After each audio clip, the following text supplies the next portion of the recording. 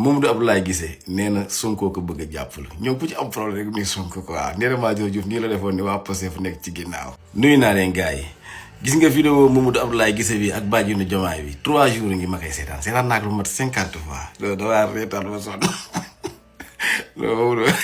kii il est fort quoi ce mec kii kenn waru ko tëj dañ ko war a génn ba pare décorer ko quoi non Abdoulaye Guissé bi ñu ko fekkee ci dédicace livre bi quoi ñu ñëw di ko jàpp si noonu quoi ñu may ko temps avocat am di ñëw diggante boobu rek femme yi président waaw xool ji def ay vidéo xool mu naan nii waaw xoolal Omar City bi kenn mënu kaa teree taxaw te instant bi muy wax loolu mën naa am sax du dellu këram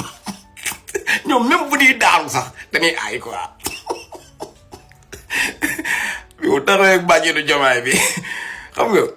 muy wax ni kii bàjjenu Diomaye la dañuy ñaan yàlla di ko gis nii nag mën naa am bu ñu tooyee ba jëmmi jamono sax mën naa am pour ñu gis ko day jafe xam nga loolu